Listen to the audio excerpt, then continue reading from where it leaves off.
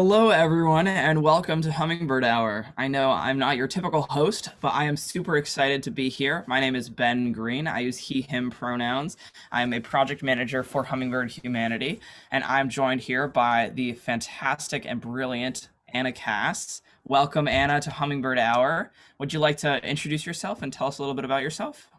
Sure. So my name is Anna Cass. I use she, her pronouns. If you can't see me, I'm a white woman with blonde hair. And when I get really excited, I move around my hands a lot.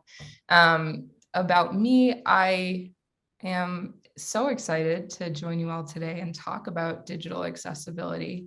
It's something that I've learned a lot about in the recent years. And it's one of those things that once you see it, you really can't unsee it. So I'm hoping to share with you all the things that I've learned to see. Yeah, and Anna has been sharing things with me about accessibility over the past year, and it is so on point to say that once I know oh, here's something about color contrast, I see it everywhere. I can't stop seeing it. So I hope you're all ready for your eyes to be wide open. So Anna, do you want to tell us a little bit about your background, how you got into doing digital accessibility work? Sure. So my undergraduate degree is in public health. And as part of that, I started working at the Lurie Institute for Disability Policy. And through my onboarding process, I was taught a lot about digital accessibility. And I was very fortunate to have that as part of my onboarding process because a lot of folks whose jobs need to know about digital accessibility are completely unaware. So I've been ever since advocating for digital accessibility. I've run a number of social media accessibility workshops, and I enjoy that piece of my job. So now I'm pursuing a master's in marketing. So it's all kind of coming together. Yeah, that's awesome. So I guess a really broad question that might be a good place for us to start and for wherever anybody who's on the call or watching the recording is starting from is what does accessibility mean to you and why does it matter? Yeah. Um, what it means to me is welcoming people, and acknowledging that humanity is diverse and vast in our experiences. Um, I think a lot about this story that I'd forgotten until you and I were talking. But in high school, a friend of mine was colorblind. And he was helping me put together this art show that I was really excited about. And he mentioned that he was colorblind, and I realized that all of the art that I had made was interesting because of colors that he could not see. So this person was helping me out and being a part of it and supporting my work. But they weren't able to have the same experience that I was trying to create for other people. And so because this was someone that I cared about, I felt inclined to give it my best shot. And in a couple of the pieces I made, I tried to make what was interesting about the piece something that you could see whether you were colorblind or not, right? I used a lot of white and dark so that the differences wouldn't be just by color. And so I bring that up to mention that accessibility for me is not just a list of checkboxes or guidelines to keep you from getting sued, but it's what would you do for a friend or a partner or a family member to welcome them and have them as part of your space? And what would they do for you, right? Like it's a reciprocal relationship. Yeah, absolutely. And there's an analogy that you came up with a while ago that I really like about the party invitations, and I would love to prompt you to share that here because I think folks will really enjoy that. Yeah, I was talking to Ben about what it would be like to design a party invitation. And say you're designing your invitation for your high school prom, and there's 1,000 people in the prom or in the school, and you're responsible for making sure that everyone gets invited, right? And that, because of how the world works, a certain percentage of people are going to be colorblind. A certain percentage of people are going to have trouble seeing for a number of reasons. A certain percentage of people are going to be blind or deaf or, a whole host of different disabilities, because again, humanity is vast and wide, right? And so if you're designing that invitation and you decide, I don't care, it's got to look this certain way, I'm going to have it be blue and orange or red and green, and that's it. It's good. That's how it has to look, right? You are making a choice to not invite 7% to 10% of all of the men in your school, right? So that's a choice that you have made to exclude as part of your design process.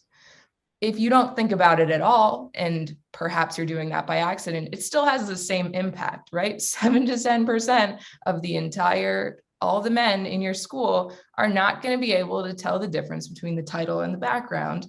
And they're going to be like, I don't know, the theme of the prom, right?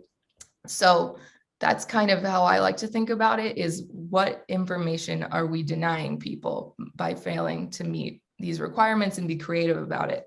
And I should note, right, we've all seen things that are maybe a green background with red text. It's really hard to read. It kind of like strobes at the edges a little bit. You're like, I wish this wasn't this color. So for everyone who has to go to the prom, they're going to be pretty excited that you've chosen a different design. And that's kind of what's called the curb cut effect. So before the ADA and before all of the really fierce and wonderful advocacy by the disability community to make accessibility kind of a civil right, right? And we celebrated the anniversary of the ADA yesterday. Before all of that, there was no guarantee that people had access to public life, right? And so curbs, I think we've all seen them, you know, where it dips down and it's kind of like a ramp part instead of the cut right angle edge. Those weren't really common. And people would have to go all the way around blocks so that they didn't fall into the road. Or ask people to lift them, or all kinds of things. And once we started putting curb cuts in, people with suitcases were using them. People who had little kids, you know, they wouldn't fall off the edge. They could just walk down. People who had strollers were using them all the time, right? So something that is essential to provide access for a lot of people is also really convenient for other people. So that, I mean, I think we forget that a lot, that we're designing for everybody and making sure that accessibility is part of that. Yeah, and everyone stands to benefit from accessibility. Yeah, absolutely. I hadn't thought about the curbs before. I hadn't heard it referred to as the curb cut effect, but that is really cool. It happens with a lot of things. Like if you think about an app that perhaps can be used with one hand, if you're holding a lot of groceries, or you are carrying a baby, or you need to lean on a cane for whatever reason, right? All of these people get to use the app. And, you know, maybe it wasn't designed for them, but it can be used in a number of ways. So that's awesome. I try and send a text message when I walk my dog and it's incoherent. Right. Yeah, exactly. Yeah. So, you know, in thinking about it, there are so many things that, like, once someone says it, I'm like, oh my gosh, that's so obvious, but it doesn't recur right off the bat to me. What would you say for people are kind of the most common mistakes or things that they miss when they're thinking about accessibility or design? Yeah. So there's a lot of, especially when we're trying to create a product or experience or even a social media post, there's a tendency to try to find a quick fix. And that leads to a lot of these common mistakes. And the reason I think that we are inclined to try to find a quick fix is that accessibility kind of gets a bad rep. More often than not, at least in my experience, what I've seen in groups of people trying to make things, accessibility is not brought up towards the end, or it's not brought up till the end. So people go through all of this process to make a thing, and then they get to the end and someone goes, well, it's not accessible. You have to start over. Or it's not usable. We have to change this thing. And right. And that kind of like tips over the whole Jenga block of thing. Right. And all of a sudden you have all these pieces and you're trying to fit them together. And it makes it complicated and stressful. Right. And what we should be doing is considering accessibility a measure of quality, right? Something is not quality, it is not good unless it is accessible, right? The same way that we use cost or profit or durability as a measure of the quality and usability of our products.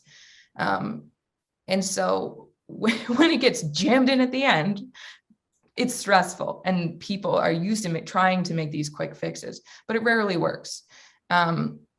And a really good example of that is what these things, they're called accessibility plugins or overlays. And you may have seen it in the corner of a website. It's often a little button with a wheelchair on it, and you can change the color of the text or whatever it is. And for most of these overlays, right, there's an organization that ran a whole test of all of these different overlays, and 72% of people with disabilities found that they were not at all effective or not very effective at all, right? And so we have whole companies dedicated to making these overlays and saying, it'll help, it'll fix everything. Like, you don't have to do any of the accessibility on your end. We'll put this over it, there you go, right? But 72% of the actual people with the actual disabilities who need something to be accessible say, this doesn't work very well at all, or it made it worse. So that's a huge disconnect between the designers and the actual disability community. And there's this sort of rallying cry in the disability community that says nothing about us without us. And that's because so often people with disabilities are infantilized and treated like children who can't make their own decisions for themselves. And so people try to be their guardians, right? We've seen Britney Spears. That's not the only case of that. Or people try to make decisions on behalf of people with disabilities to protect them or keep them safe or whatever it is, right? And so the nothing without us about us makes it clear that anything impacting people with disabilities needs to include people with disabilities in that process. Because if we had user testers on all of those overlays, they wouldn't exist or they would exist quite differently, right? So I think that's a huge mistake, is not including the impacted people in your design process. Yeah, and I think, talking about too, like, hiring diversity. If you're on a team of designers, like, have a disabled designer who can come Yeah, and bring that insight from day one rather than day 150 of the project. So it's not toppling the Jenga blocks, it's part of the foundation. absolutely. And So the you're other thing talking, about that is that we often assume that people in the workplace are not disabled. And that's because, on one hand, it's often true, right? People with disabilities are underemployed because of a whole host of ableism and different discriminatory factors. But the other thing is that people don't feel comfortable disclosing because of that ableism and discrimination. So there are people with disabilities in our workforce. With specific disabilities, you'd probably know about it. For example, if someone is totally blind, then they're going to end up disclosing that because they're going to need you to format things in a way that they can read, right? But the thing about that is, if someone is applying to a job and they say, oh, I'm blind, can you, accommodate me? What you want to be is ready.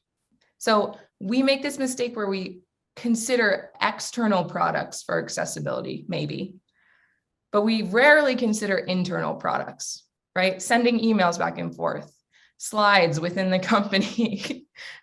Of your whole, C-suite, is there anyone who's colorblind who has not been able to read any of the charts that you've had for the whole year, right?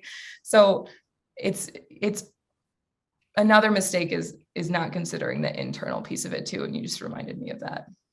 yeah, absolutely. And that's such a big, like, factor that. Again, it's something that like hadn't even like come into my mind of like, oh yeah, of course, if a company like, is a restaurant and makes sure that their menu is readable, but also what about training and what about like all the stuff internally? Yeah. Yeah. Yeah. So you're talking about screen readers and overlays and a lot of different tools. Do you want to talk a little more about some of the different tools that are common for either people who, can make things more accessible, or for people to test accessibility? Just some tools that exist. Yeah. So I'd love for you have the slides. If you have a chance to present number 5, that would be really helpful. Absolutely. Um, and while you're doing that, so a screen reader is something that a person with a disability will use to read the screen, right? So we have the the web or an app, or right, your screen, there's a whole bunch of stuff on it, and if you can't see it or you can't navigate it in the way that it's designed, then you might use an app to read the screen. And we've all used a sort of rudimentary screen reader, which is Siri, or a personal assistant of the type that reads whatever's on the screen and interacts with it. And the goal, at least for a lot of accessibility formatting, is to give people who are using a screen reader a very similar experience to people who are not using a screen reader in the way that they find information. So if you look on the left here, there's really big text, that's the heading, and then we have the subheading and then the bullets. And then if I'm looking for a link, I usually look for that little blue part, and I know that that's where I'm going to go. So what I can do is format this by making the top text big and then making the subheading a little bit smaller and, adding that click here button. But if I haven't gone in and told the computer that the top bit is a heading and the bit below it is a subheading, and that there's bullets and then a link, then it doesn't really know what to do with it. And so the people who are using a screen reader are stuck with what's on the right here, which is just a block of text. So for me, what I do when I'm reading information, I usually don't read a whole article. I'll admit it. That's my secret. I usually don't read the whole article. I don't start from the top and read the whole thing to try to find the information. I skim it. So I look for the headings, and then if I need a link or I want to go back to that link that I saw earlier, I'll scan for the different color for the link, right? And so people who are using screen readers are trying to do the same thing because that's a way of being efficient. And so if we don't format things so that they can do the same skimming, they're stuck sorting through an entire monologue of text to try to find like one little sentence or one little piece of information. And then if we don't format our links correctly and label them so that people know what the link is, it just says click here. So there's actually a shortcut that you can do to have a screen reader read all of the links on a page. And if they all say click here, they're going to hit that shortcut and say, all right, I need to go on another page. The information's not on this one. It's going to say, click here, click here, click here, click here, click here, click here. And right, like there's no way of knowing where they're going. And so that's inefficient. And then if we don't tell the computer what's in an image, the computer doesn't know either. So perhaps it'll read aloud the name of the image. And this happens a lot, right? People are like, okay, I've made this thing. It's beautiful. It's this whole big graphic. And, there's 17 versions of it. So the name of the file is lmnopqrstuv 12345678910.jpg or .pdf, right? And they upload that. And the screen reader has no information about this image. And so it'll just read that. And so the thing about that is, right, in this case, on the slide that we're looking at here, on the left, it's just a little doodle of a person to kind of make it more interesting.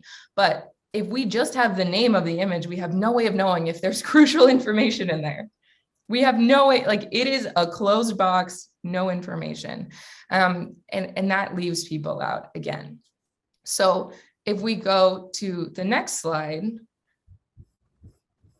you'll see what happens when we format things correctly, right? And so I've tried my very best to create a visual out of something that is not visual.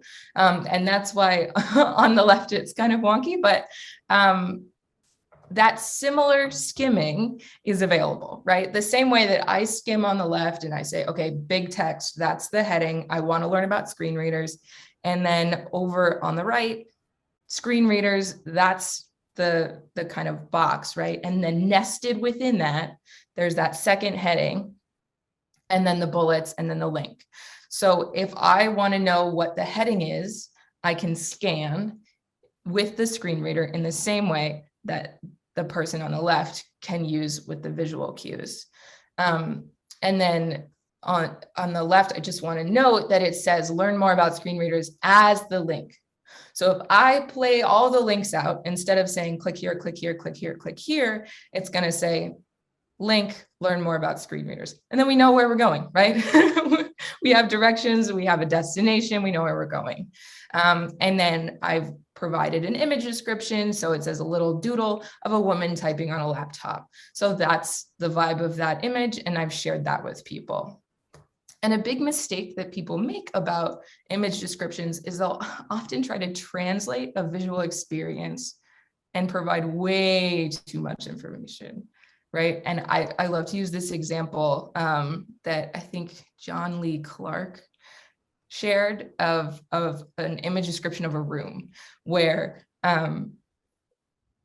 he describes it as, there is a room. The tile is black and white, and there's 12 tables. All the way on the left, there are 10 people sitting at a table, and they're chatting. And one of them has a red shirt, and one of them has a blue shirt, and one of them, right? Like, so much information. But when I walk into a room, I scan, I find the information I want, I get the gist, and then I move on, right? And so that's another way of kind of like infantilizing or babying people, is trying to give them all these little details. Like, you have to understand exactly what I'm seeing because that's important. And my experience is just as important, right? But we can do fine by giving people the gist and the energy of an image instead of going on and on about how many stripes are on someone's shirt and how every third stripe it's green and every second stripe it's yellow, right? Because that's not important. Unless it's a fashion magazine, but that's a whole nother conversation. So that's kind of a little bit about screen readers. I did ramble on, but you get the gist. And then in a document that I'll share, there's really wonderful demos online of people using screen readers, and you can go through and get an understanding of what that really looks like. But I will not speak for them. Yeah, absolutely. That was awesome. Do you want me to pull these slides down now? Why don't we can actually talk a little bit about another piece of accessibility, which is the design of it. And I think that's the next slide. Yeah. So when I give workshops on social media accessibility, I talk a lot about design and the graphics that we're designing. And there's a really fun trend going around that is low contrast text. And I'm sure that you've all seen it on perhaps Instagram, where the colors of the text and the background are really similar. And it's really hard to read. And I think that the goal is to be kind of calming and have this very like, it's light and light background. And it's sort of this like ethereal vibe, right? But that's very difficult to read. And so one thing about digital accessibility is that you're designing for flexibility. So something needs to exist in a way that is the most flexible possible, given the situation or resources that you have, right? So this graphic right here about the light bulb changing committee, which I'm very eager to join, is not as flexible as it could be. And it's really hard to read. So for me, I wear glasses, but they're for seeing far away. So I can figure out what the light bulb changing committee graphic says, but it's not pleasant. There are people who have trouble reading things up close, and it's going to be really, really difficult to read this. So another thing about contrast is, in my personal experience, right, we don't realize that this is a thing again until we start seeing it. I was sitting on a picnic table and there was a sign in the distance, and it was this light red paint on a cardboard sign. And it had really important information on it. It said, wet field, do not go in here, right? Because if I were to walk in that field, I would have sunk knee deep into a whole bunch of mud, but it didn't appear that way. So I'm looking off in the distance, I could see this sign, I'm thinking of walking over there, but I couldn't make it out because it's so far away. And eventually, you know, I walked half a mile to get to the sign and read it, and then I turned back. But if the sign had been larger, or the sign had had perhaps black paint on the light cardboard, then I would have been able to read it before I walked all the way over there. So, I mean, it happens every day all around us. So I just want to talk a little bit about this design here. So we have the low contrast, we have text that is really difficult to read. It's really cute. It's got all these curly cues, kind of fun. But if I'm scrolling through social media and I see this graphic, I am not going to read that text because there is a meme right below it that I'm trying to get to, and that is hard to read. It's also this weird orange on a light blue, which is difficult in terms of contrast. And there are contrast checkers that you can use. So in the resource document that I put together, there's an online color contrast checker where you can put in the hex codes for the two colors that you have and compare them. And it'll tell you based on the web accessibility standards if it's accessible. So I can tell you right off the bat that this is not accessible. So it's all this curly Q, and it says, all parties who, upon viewing this web-based announcement, wish to join a congregation of professionals dedicated to light bulb upkeep should notify the committee chair of their intention to participate no later than August 8th, 2020. And so that's what's called not plain language. And I want to sidebar a minute to talk about plain language. So if you've ever received a letter from your health insurance, I feel like this is the best example. You try to read it, and the first paragraph, it sounds like that, right? Like, all parties who, upon viewing this letter, blah, blah, blah, blah, blah, blah, blah. And it's all this jargon and it's confusing sentences. And you're like, what do I have to do? Did I forget to pay something? Do I still have insurance? Does it still work? Like, what happened, right? And you're skimming this letter and you can't find any information. And you flip to the third page and like, there's still like, it's just all jargon and you can't figure out what you're supposed to do. So there are so many companies and all of these different sectors of the world that use this jargon heavy language. And one of the videos that I linked in the resource guide that I put together talks about how much money we lose when people don't understand what we're telling them. They either don't engage with our stuff, or they're calling every day saying, I got this letter, I don't understand it, what does it mean? Right? And then now you have to staff a whole call center instead of just writing your letter in a different way. So if we flip to the next little graphic, I fixed it, right? It says, if you would like to join, reach out to the committee chair by August 8th, 2020. That's very clear. If you would like to join, reach out, right? And it's shorter, it fits on the page. An example of this with the health insurance thing, right? If you get your letter, it should say in a heading what the problem is or what this information is. And then there should be a heading that says what you need to do. And even if you don't need to do anything, it should say you do not need to do anything at this time, right? Because that's the information that you, the recipient of the letter, want to know. And that's the information that you're going to be able to understand, right? I mean, I live with people who have master's degrees or bachelor's degrees, and they get these letters that everyone gets. And they're like, I do not understand what this is sending. And so the average user is not a doctor. The average user doesn't know what hitherto for means because I don't know what that means.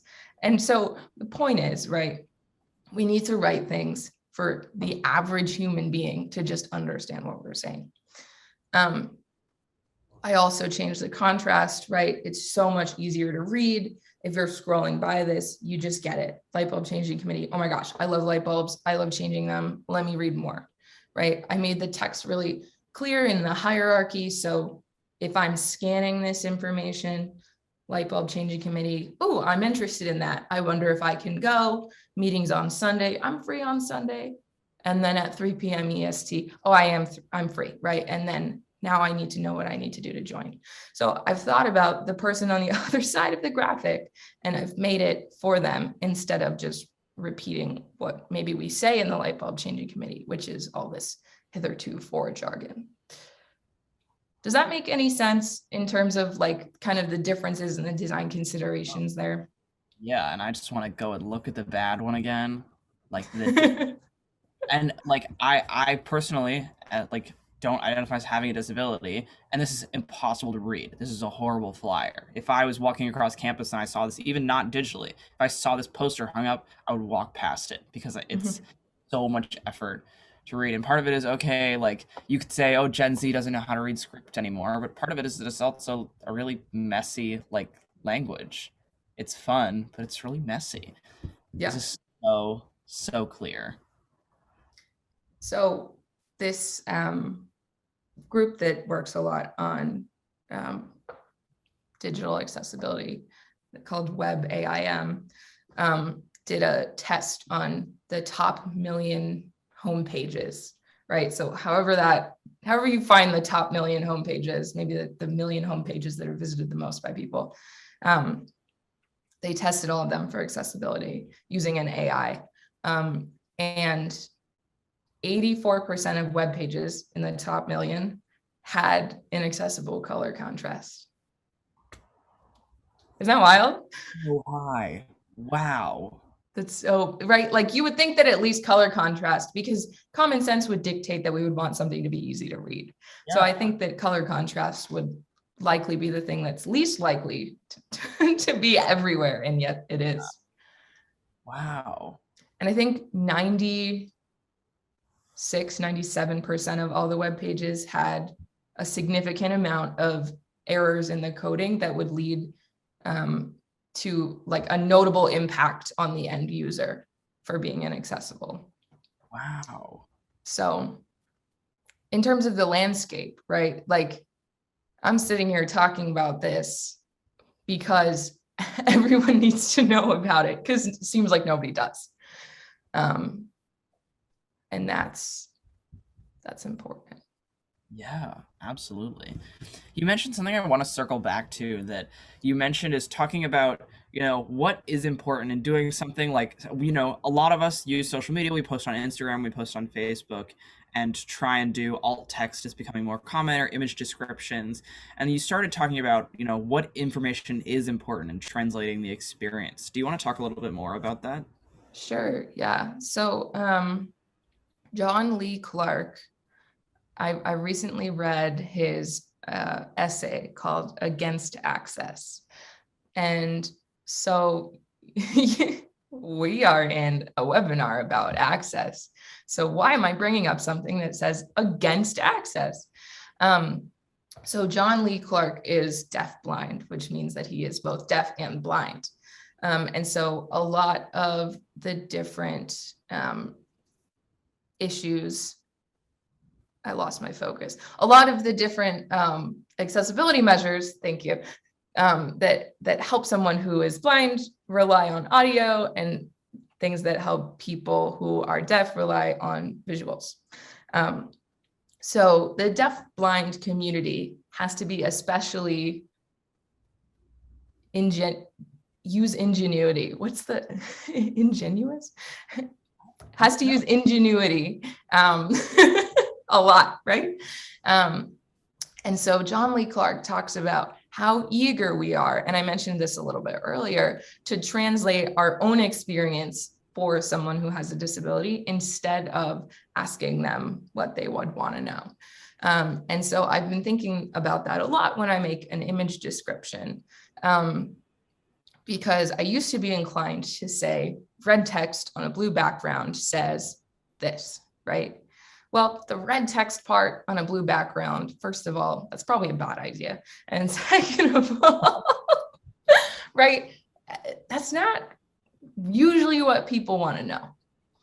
And if you want to put that in the image description, it should definitely be at the end.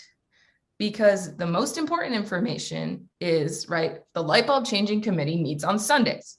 If you would like to join, reach out to the committee chair, because that's the information that you're sharing with the graphic.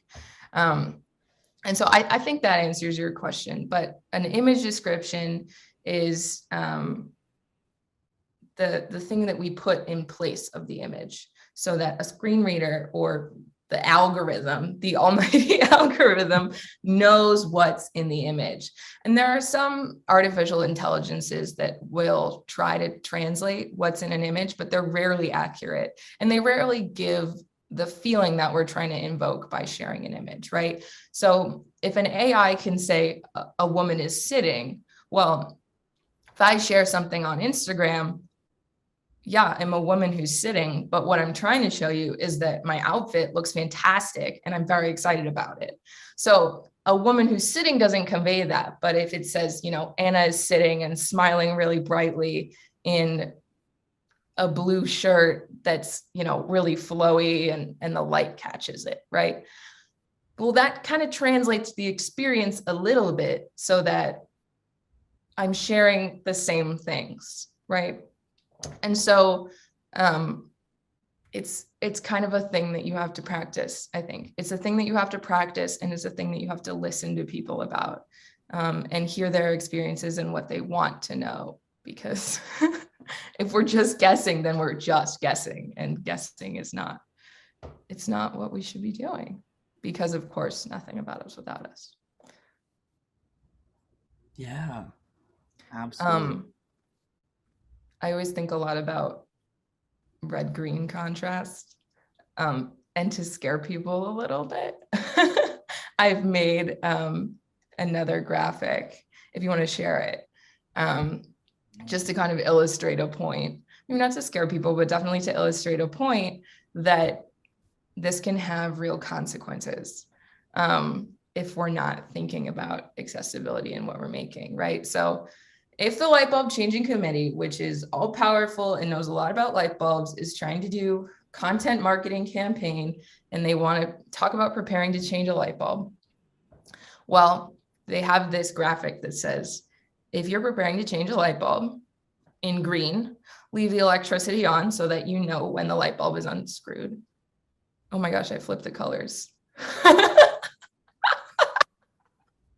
So that should be in red, because that's a really horrible and dangerous idea. Oh, and turn off the electricity and let the light bulb cool off to prevent accidents, right? So if we flip it to the next one, it's so funny. I looked at it so many times that I stopped seeing it. Your brain edits Someone it. who's, yeah, my brain was like, no way that this is right. Anyway, so someone who's colorblind is going to see this, and maybe they're better off in this case. But they're going to see this, and those are just colors, right? It just doesn't really indicate which one is safer and which one is more dangerous. But then if we change it and think about accessibility, right? Don't leave on the electricity, and check mark, what you should be doing is turning off the electricity to prevent accidents. So that's just an example, right? The design is challenged when we have to think about a different way to convey information, but it's perfectly reasonable to do it in another way. And honestly, I think that looks better. So that's just my 2 cents. And always double check your graphics so that you're not telling people to electrocute themselves. Yeah, this is why it's good to have multiple sets of eyes on something too, Yeah. because your own brain edits it out. Once you kind of write it, your brain corrects typos without you even knowing about it. So Yeah, that's good to have a team. absolutely. Yeah, that could be disastrous. Yeah. So, I mean, that's kind of the spiel. If you find me on the street, that's what I'll talk to you about. Many times on the street, talk to me about digital accessibility. Yeah. Yeah.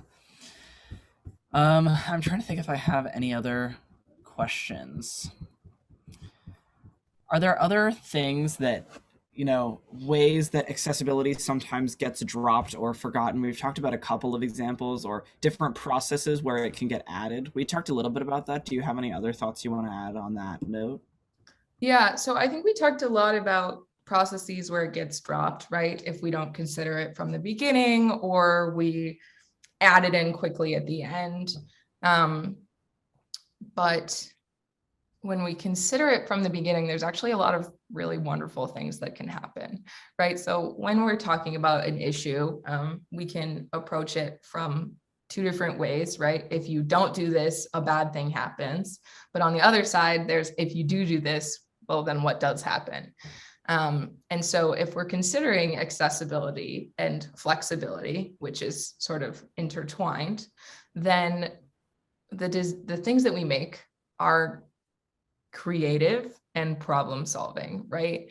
And so I think a lot about, there's this wonderful article on user personas, right? So in the marketing world, if you're trying to market to someone, oftentimes people think of a user persona, right? Like CEO Jeff. And CEO Jeff likes to walk his dog on Sunday, and we want to market to him on Sunday on this bench because all of the CEOs named Jeff, right? And so it gets kind of specific, and then things can be not as useful as we intend them to be.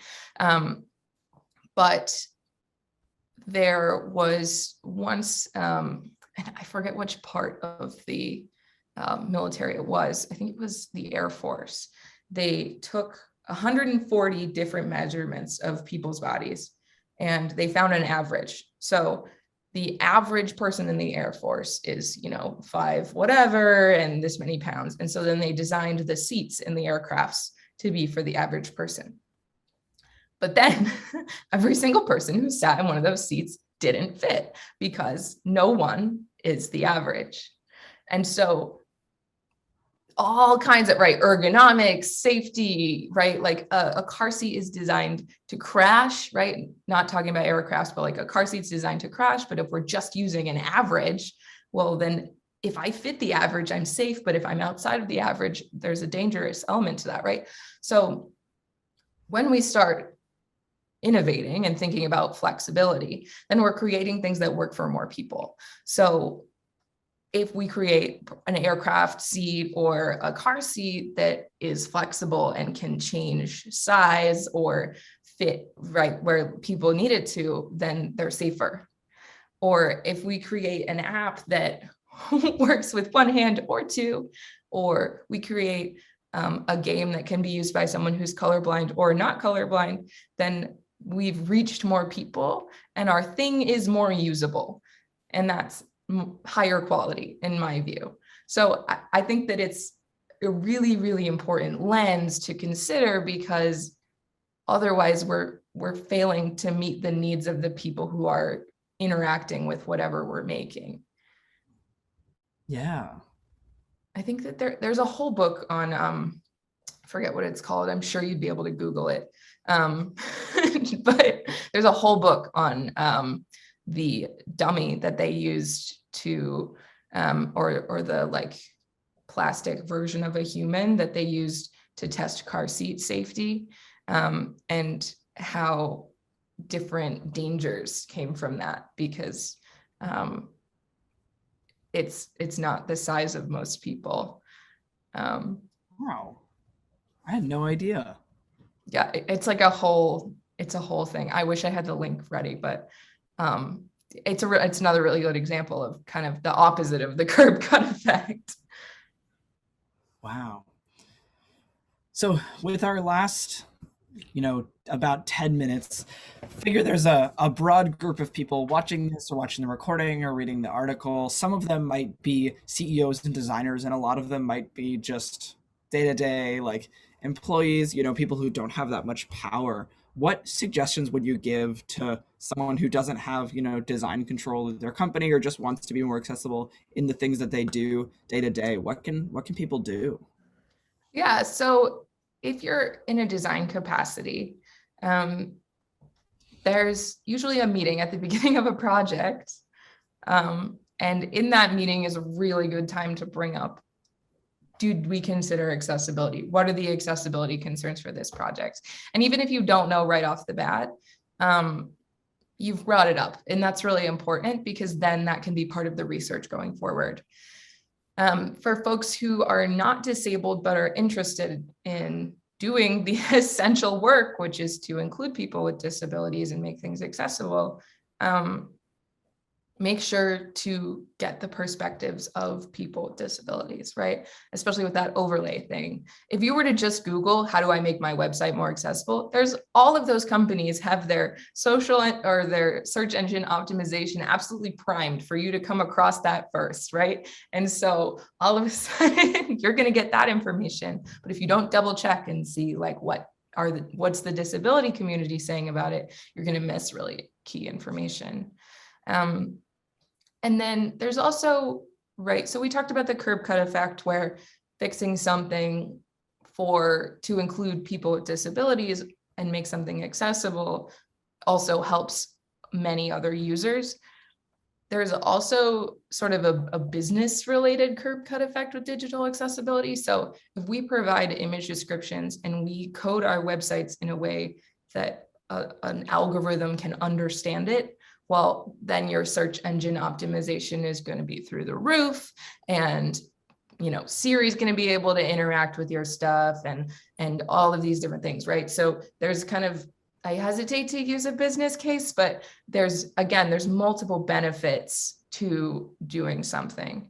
Or even, right, like if an image isn't loading because there's 7 people on Zoom calls, right? We've all had that experience. There's image description, well, at least like we can get the gist, right? So I would highlight the flexibility of that. And then if you're making something, try and think about it, try to solve the problem. If you're making slides, see if there's a different way to differentiate on that chart. Maybe use a texture instead of a color, maybe label it directly, right? And so anything you do to make something easier to read and easier to scan quickly is gonna make people a lot happier because everyone is pressed for time these days. That's a whole other conversation, right? But like people are just trying to get the gist from all the information that's flooded at them. So ultimately, whatever you're making is gonna be better for a whole host of reasons, and it'll be accessible. So that in itself, for me, is reason to do it. And then, of course, there's like the legal aspects of it, but all too often, people with disabilities are characterized as this group of people that's out to sue companies and make their lives difficult because, we're going to leverage the ADA and use all these lawsuits. And what it really comes down to is people have been fighting for access for years. The ADA has only existed for 31 years, right? In all the course of humanity, in all the US history, people with disabilities have only had civil rights for 31 years. And so to fight day after day after day after day to try to access something as part of public life, right? To try to shop or order a pizza or whatever it is, right?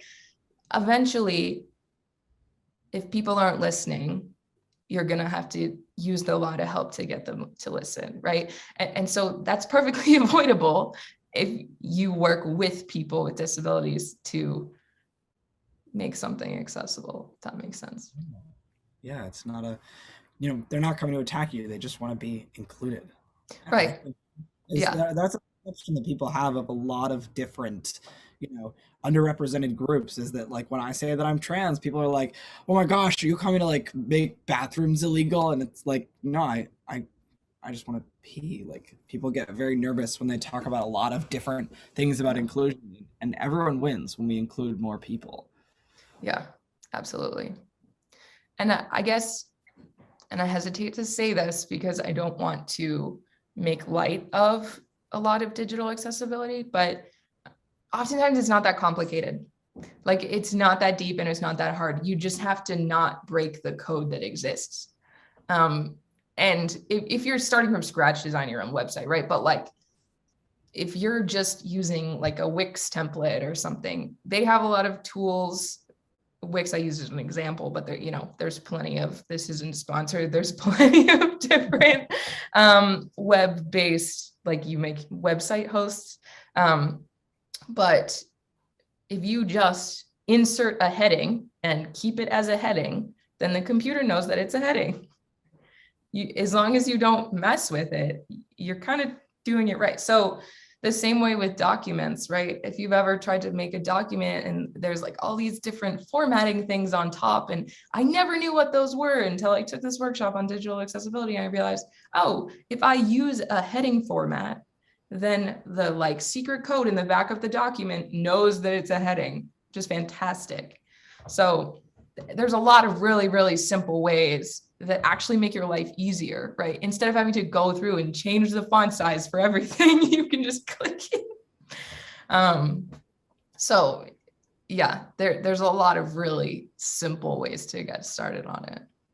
Yeah, absolutely. Well, Anna, this has been incredible, and I like have been talking to you and learning from you for a long time. We've been friends, and I feel like I just learned so much. And well, I'm glad it was useful. Yeah, it was amazing. Thank you for being here. This was phenomenal. Do you have any parting words that you'd like to share with the Hummingbird community? Yeah, just happy Disability Pride Month is all I need to add. I don't think that it gets the publicity that it deserves, but it is Disability Pride Month, so that's really exciting. Yeah, a happy Disability Pride Month. Thanks for being here, everybody.